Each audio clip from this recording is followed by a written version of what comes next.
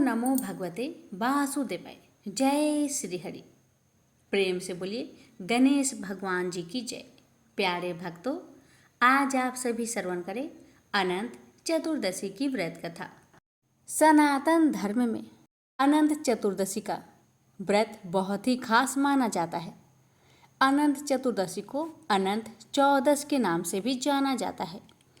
इस दिन भगवान विष्णु की उपासना की जाती है, लेकिन इसी दिन गणेश जी का विसर्जन भी होता है।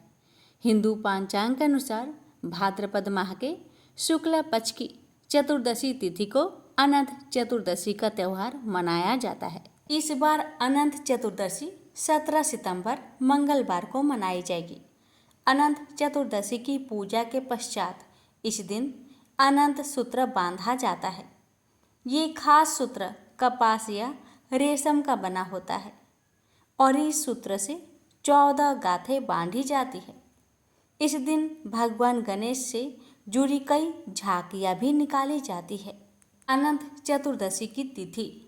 इस बार अनंत चतुर्दशी की तिथि का आरंभ 16 सितंबर को दोपहर 3:10 पर शुरू हो जाएगी और इस तिथि का समापन 17 सितंबर को सुबह 11:44 पर होगा।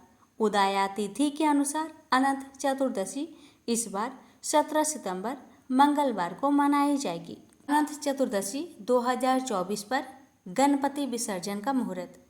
अनंत चतुर्दशी के दिन गणेश जी का विसर्जन किया जाता है। इस दिन गणेश जी के विसर्जन के लिए सबसे शुभ मुहूर्त दोपहर 3:20 से शाम 4:50 तक रहेगा। ये बहुत ही शुभ मुहूर्त है। आपको कुल 1 घंटे 30 मिनट का समय मिलेगा। अनंत चतुर्दशी पूजन विधि। इस दिन प्रातः काल उठकर स्नान करें और साफ सुथरे वस्त्र धारण करें। पूजा स्थल को साफ करें और उसके बाद गंगा जल का छिड़काव करें। फिर पूजा स्थल पर भगवान विष्णु की प्रतिमा या चित्र स्थापित करें। भगवान विष्णु को अक्षत, फूल, धूप, दीप, नैवेद्य, इत्र, चंदन आदि चीजें अर्पित करें। इस दिन भगवान विष्णु की आरती करें और उनके मंत्रों का जाप जरूर करें। अंत में भगवान विष्णु को अनंत सूत्र अर्पित करें। गणेश विसर्जन की पूजन विधि। गणेश विसर्जन से पहले गणेश जी की विधिवत पूजा करें। पूजा समय उन्हें मोदक एवं फल का भोग लगाए। इसके साथ ही गणेश जी की आरती करें। आप गणेश जी से विदा लेने की प्रार्थना करें। पूजा स्थल से गणपति महाराज की प्रतिमा को सम्मान पूर्वक उठाए। पटरे पर गुलाबी वस्त्र बिछाए। प्रतिमा को एक लकड़ी के पट्टे पर धीरे से रखें। लकड़ी के पटरे को पहले गंगा जल से उसे पवित्र जरूर करें। गणेश मूर्ति के साथ फल, फूल, वस्त्र एवं मोदक रखें। थोड़े चावल, गेहूं और पंचमेवा रखकर पोटली बनाएं। उसमें कुछ सिक्के भी डाल दें। उस पोटली को गणेश जी की प्रतिमा के पास रखें। अब गणेश जी की मूर्ति को किसी बहते हुए जल में विसर्जन कर दें। गणपति का विसर्जन करने से पहले फिर से उनकी आरती करें। आरती के बाद गणपति से मनोकामना करें।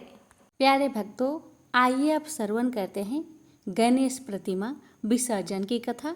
फिर श्रवण करते हैं अनंत चतुर्दशी की व्रत कथा। धार्मिक ग्रंथों के अनुसार श्री वेद व्यास ने गणेश चतुर्थी से महाभारत कथा श्री गणेश को लगातार 10 दिन तक सुनाई थी, जिसे श्री गणेश जी ने अक्षरक लिखा था। 10 दिन बाद जब वेद व्यास जी ने आंखें खोली तो पाया कि 10 दिन की अथक मेहनत के बाद गणेश जी का तापमान बहुत अधिक हो गया। तुरंत वेद व्यास जी ने गणेश जी को निकट के सरोवर में ले जाकर ठंडा किया था। इसलिए गणेश स्थापना कर चतुर्दशी को उनको शीतल किया जाता है।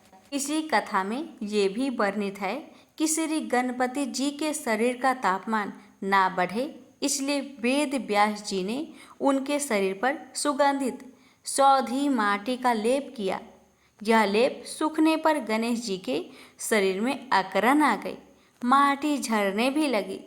तब उन्हें शीतल सरोवर में ले जाकर पानी में उतारा। इस बीच वेद व्यास जी ने 10 दिनों तक श्री गणेश को मनपसंद आहार अर्पित किए।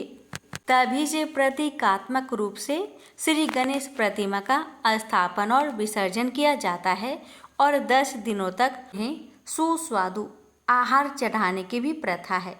प्रेम से बोलिए गणेश जी महाराज की जय। अब आइए श्रवण करते हैं अनंत चतुर्दशी की व्रत कथा। एक बार महाराज युधिष्ठिर ने राजसूय यज्ञ किया। यज्ञ मंडप का निर्माण सुंदर तो था ही, अद्भुत भी था। उसमें स्थल में जल और जल में स्थल की भांति होती थी। यज्ञ मंडप की शोभा निहारते निहारते दुर्योधन एक जगह को स्थल समझकर कुंड में जा गिरा। द्रौपदी ने उसका उपहास उड़ाते हुए कहा कि अंधे की संतान भी अंधी है। यह बात उसके हृदय में बाण की तरह चुभ गई। कुछ दिनों बाद इसका बदला लेने के लिए पांडवों को हस्तिनापुर बुलाकर धूत कीड़ा में छल से परास्त किया।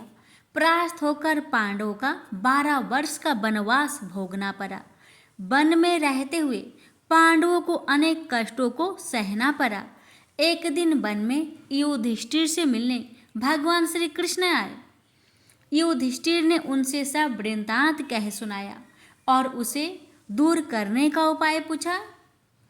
तब श्री कृष्ण ने उन्हें भगवान अनंत का व्रत करने की सलाह देकर कहा, इससे तुम्हारा खोया हुआ राज्य फिर प्राप्त हो जाएगा। इसके बाद श्री कृष्ण ने युधिष्ठिर को एक कथा सुनाई। प्राचीन काल में सुमंत नाम के ब्राह्मण के एक सुशीला नाम की कन्या थी। बड़ी होने पर ब्राह्मण ने सुशीला का विवाह कौंडिल्य ऋषि से कर दिया। कौंडिल्य ऋषि सुशीला को लेकर अपने आश्रम को चल दिए। रास्ते में रात हो जाने पर वे नदी तट पर संध्या करने लगे। सुशीला ने वहां पर बहुत सी स्त्रियों को किसी देवता की पूजा करते देखा। सुशीला के पूछने पर उन्होंने विधि पूर्वक अनंत व्रत की महत्ता समझा दी। सुशीला ने वही उस व्रत का अनुष्ठान करके 14 गांठों वाला डोरा हाथ में बांध लिया और अपने पति के पास आ गई। कौंडिल्य ऋषि ने सुशीला के हाथ में बंधे धागे के बारे में पूछा तो उसने सारी बात समझा दी। कौंडिल्य सुशीला की बातों से अप्रसन्न हो गए तथा उसके हाथ में बंधे डोरे को अग्नि में डाल दिया। यह अनंत भगवान का अपमान था। कौंडिल्य ऋषि की सुख संपत्ति नष्ट हो गई।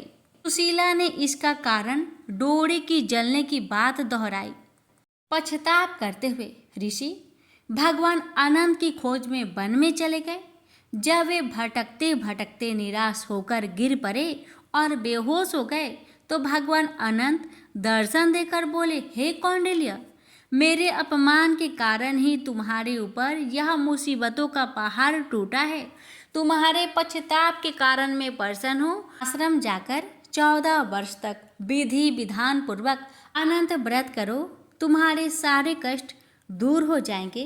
कौंडिल्य ने वैसा ही किया।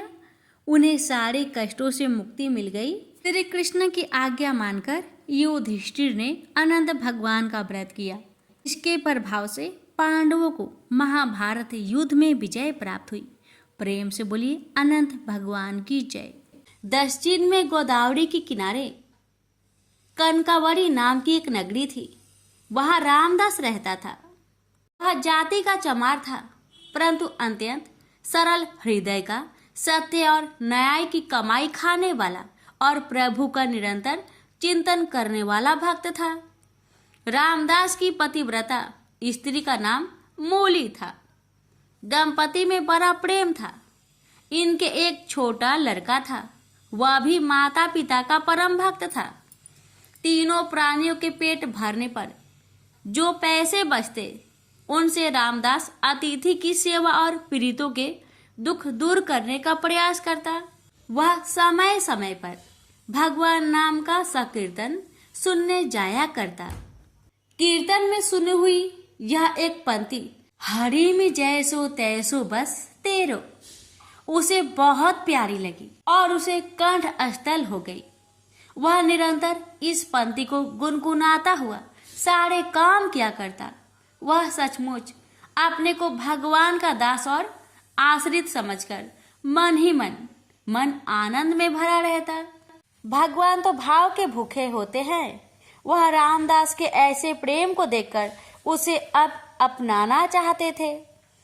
कुछ चोर गहनों के साथ ही कहीं से एक सुंदर विलक्षण स्वर्ण युक्त शालिग्राम की विशाल मूर्ति चुरा लाए थे, जो उनके लिए सिर्फ एक पत्थर था।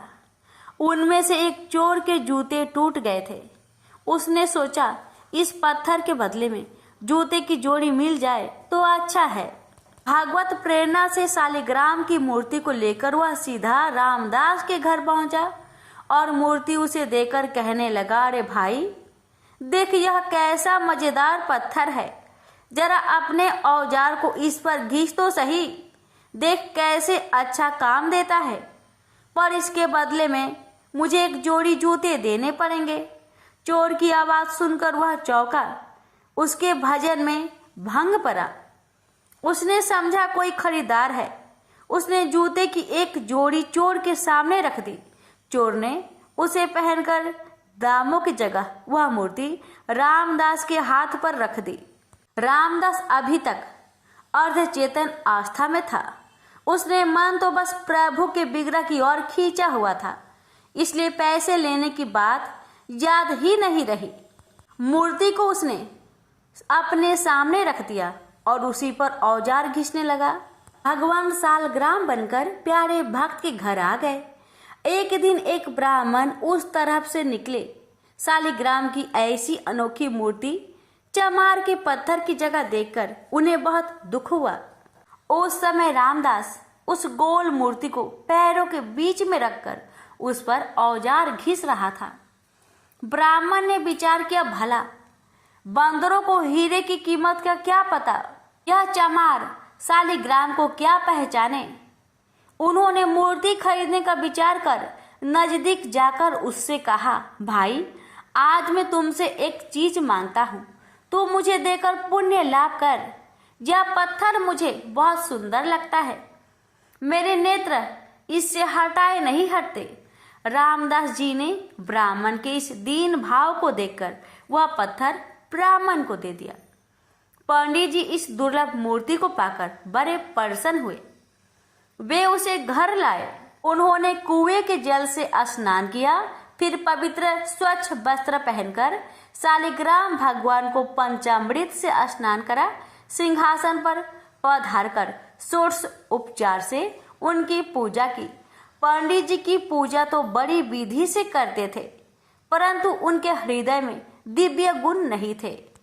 उसमें लोभ, ईर्ष्या, कामना, भोग वासना, इंद्रिय सुख की लालसा, क्रोध, बैर आदि दुर्गुण भरे थे। रामदास अशिक्षित था, परंतु उसका हृदय बड़ा ही पवित्र था। उनके मन में लोभ इच्छा, भोग इच्छा, क्रोध और बैर आदि का नाम निशान भी नहीं था। भगवान शालग्राम ने विचार किया, आहा, जब वह परम श्रद्धा वह भक्ति पूर्वक गीत गोविंद गाता हुआ मेरी मूर्ति पर जल छोड़कर अपना औजार घिसता था, उस समय मुझे ऐसा लगता था मानो कोई परम भक्त मेरा शरीर पोंछ रहा है। जब वह मेरा नाम संकीर्तन करता हुआ मूर्ति को पैर पर रखकर उस पर चमड़ा रखकर काटता था, तब मुझे ऐसा लगता मानो मेरे अंगों पर कोई भक्त चंदन कस्तूरी का लेप कर रहा है। अवश्य ही उसको मेरे यथार्थ स्वरूप का ज्ञान नहीं है, परंतु उसने अपनी सरल विशुद्ध निस्वार्थ भक्ति से मुझे बस में कर लिया। मैं जैसा विशुद्ध और निस्वार्थ भक्ति से बस होता हूँ, वैसा दूसरे किसी साधन से नहीं होता। ब्राह्मण की पूजा सच्ची नहीं है, वह मेरा भक्त नहीं है, वह तो अपनी कामनाओं का भक्त है। यह विचार कर भगवान शालिग्राम ने पुनः रामदास के घर जाने का निश्चय किया और रात को स्वप्न में ब्राह्मण से कहा, तू मुझे रामदास के घर पहुंचा दो। ब्राह्मण सुबह ही रामदास के घर शालिग्राम की मूर्ति को लेकर पहुंच गया और उसने रामदास से कहा, रामदास, ये कोई साधारण पत्थर नहीं है, ये तो साक्षात भगवान ही हैं, तीनों लोकों के स्वामी हैं। अब तू बहुत प्रेम से इनकी पूजा करना। ब्राह्मण के वचन सुनकर रामदास की आंखें में आंसू आ गए और वह प्रेम विह्वल हो गया और भगवान से प्रार्थना करने लगा, प्रभु, मैं अति दीनहीन, अनजान, दुर्जन, पतित प्राणी हूँ। रात दिन चमड़ा घिसना ही मेरा काम है। मुझ में न सोच है न समझदार। मुझसे नीच जगत में और कौन होगा। ऐसे पतित पर भी प्रभु ने कृपा की। अब रामदास दिन और रात भगवान के प्रेम में कभी रोता और कभी हंसता तो कभी नाचता। अब तो उसे एक ही रट लग गई, नाथ, अब मुझे दर्शन दो। पहले तो मुझे पता ही नहीं था, पर आपने ही मेरे हृदय में ये आग लगाई है। मैंने तो ना पहचान कर आपकी मूर्ति का निरादर किया, पर आप मुझे नहीं भूले और ब्राह्मण के द्वारा अपना स्वरूप बताकर मेरे घर आ गए। यदि दर्शन नहीं देते थे तो ये सब क्यों किया? एक बार अपने सावड़े सलोने चांद से मुखड़े की झांकी दिखाकर मेरे मन को सदा के लिए चुरा लो। मेरे मोहन, करुणा की वर्षा कर दो इस कंगाल पर। एक बार दर्शन दो और मुझे तीर्थार्थ करो। भगवान भक्त वत्सल है, जो एकमात्र भगवान को ही अपना आश्रय मानकर उनसे प्रार्थना करता है तो उसकी प्रार्थना भगवान तत्काल सुनते हैं। उसके ऐसे दिव्य प्रेम को देखकर भगवान से रहा न गया। वे एक वृद्ध ब्राह्मण का रूप धरकर उसके घर आ गए। भगवान ने उसके घर आकर उसकी विरह वेदना को शांत नहीं किया, बल्कि उसकी विरह वेदना को पहले से भी और अधिक बढ़ा दिया और उससे कहा, अरे भाई, भगवान का दर्शन कोई मामूली बात थोड़ी ही है। बड़े बड़े देवता, योगी मुनि अंतकाल तक तप, ध्यान और समाधि करने पर भी जिनका दर्शन नहीं कर पाते, तो जैसे मनुष्य को उनके दर्शन कैसे हो सकते हैं? यह सुनकर रामदास की आंखों से झरझर आंसू बहने लगे। उसने कहा, हे देव, मैं क्या करूं? मुझसे रहा नहीं जाता और मेरा यह दृढ़ विश्वास है कि मेरे नाथ दीन बंधु हैं, दया के अपार सागर है। मुझे वे दर्शन देंगे और जरूर देंगे। पति कैसे ही रंग रूप का क्यों ना हो, पर पत्नी का पति में अटूट प्रेम होता है। ऐसे ही मैं अपने स्वामी के स्नेह को परख चुका हूँ। यूं कहते कहते रामदास का कंठ रुक गया। ऐसे दृढ़ विश्वास व अनन्य प्रेम को देखकर भगवान से बिल्कुल रहा न गया। वे अपने भक्त को अपने से मिलाकर एक करने के लिए छटपटाने लगे। अकस्मात अनंत कोटि सूर्यों का प्रकाश छा गया। रामदास की आंखें मूंद गई। उसने हृदय में देखा, भगवान मनमोहन, त्रिभंगी, लाल मुस्कुराते हुए मधुर मधुर मुरली बजा रहे हैं और कह रहे हैं, आ मेरे पास आ, कैसा सुंदर रूप है। वह आनंद सागर में डूब गया। अचानक आंखें खुली, देखता है सामने भी प्रभु का वही दिव्य सच्चिदानंद घन विग्रह विराजमान है। रामदास के आनंद का परवार नहीं रहा। उसकी सारी व्याकुलता सदा के लिए मिट गई। भगवान ने उसे अपने में समा लिया और उसने प्रभु के दिव्य धाम में जाकर नित्य पार्षद का शरीर ग्रहण किया। प्रेम से बोलिए, हरे कृष्णा कृष्ण कृष्ण हरे हरे, हरे राम राम राम राम राम हरे हरे। कथा को शेयर अवश्य कीजिए। भगवान आपकी मनोकामना को पूर्ण करेंगे।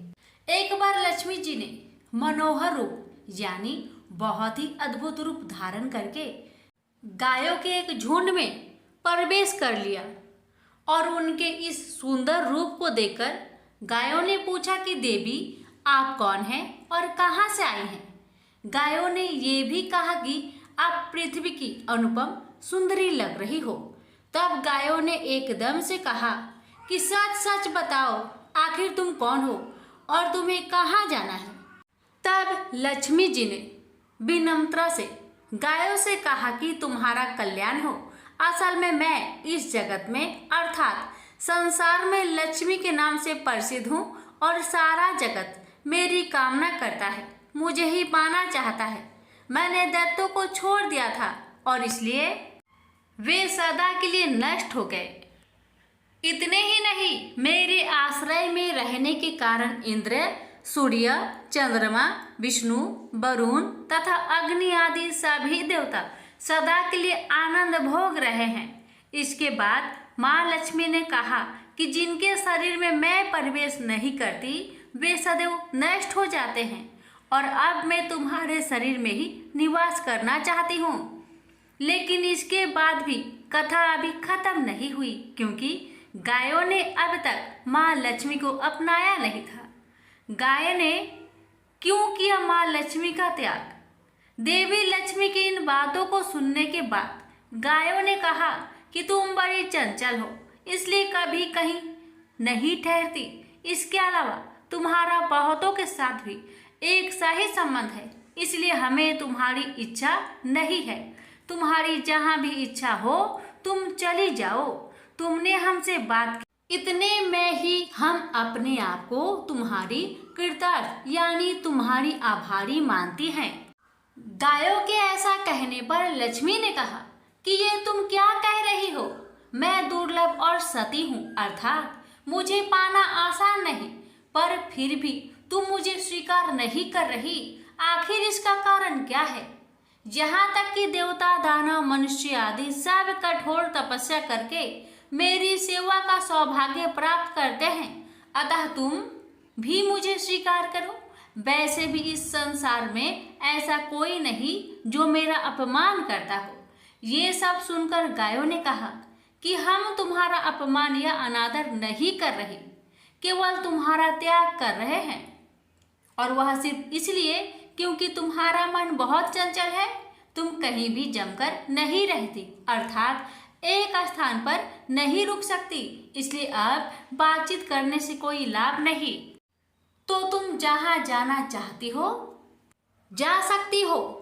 इस तरह से गायों ने माँ लक्ष्मी का त्याग कर दिया, क्योंकि गायों को मालूम था कि लक्ष्मी कभी किसी के पास नहीं रहती, बल्कि पूरे संसार में घूमती रहती है। पर फिर भी माँ लक्ष्मी ने हार नहीं मानी और इतना सब होने के बाद भी वार्तालाप जारी रखी। अब आखिर में माँ लक्ष्मी ने कहा, गायों, तुम दूसरे को आदर देने वाली हो और यदि तुमने ही मुझे त्याग दिया तो सारे जगत में मेरा अनादर होने लगेगा। इसलिए तुम मुझ पर भी अपनी कृपा करो। मैं तुमसे केवल सम्मान चाहती हूँ। तुम लोग सदा सबका कल्याण करने वाली पवित्र और सौभाग्यवती हो, तो मुझे भी बस आज्ञा दो कि मैं तुम्हारे शरीर के किस भाग में निवास करूं। इसके बाद गाय ने भी अपना मन बदल लिया और गायों ने कहा, हे यशस्विनी, हमें तुम्हारा सम्मान अवश्य ही करना चाहिए, इसलिए तुम हमारे गोबर और मूत्र में निवास करो, क्योंकि हमारी ये दोनों वस्तुएं ही परम पवित्र है। तब माँ लक्ष्मी ने कहा, धन्यवाद और धन्य भाग मेरे, जो तुम लोगों ने मुझ पर अनुग्रह किया, यानी मेरे प्रति इतना कृपा दिखाई। मैं अवश्य ऐसा ही करूँगी। मैं सदैव तुम्हारे गोबर और मूत्र में ही निवास करूँगी। सुखदायिनी गायों, अर्थात सुख देने वाली गायों, तुमने मेरा मान रख लिया, अतः तुम्हारा भी कल्याण हो। बस यही वचन है कि गाय की इन दोनों वस्तुओं को लक्ष्मी का ही रूप समझा जाता है। प्रेम से बोलिए लक्ष्मी माता की जय।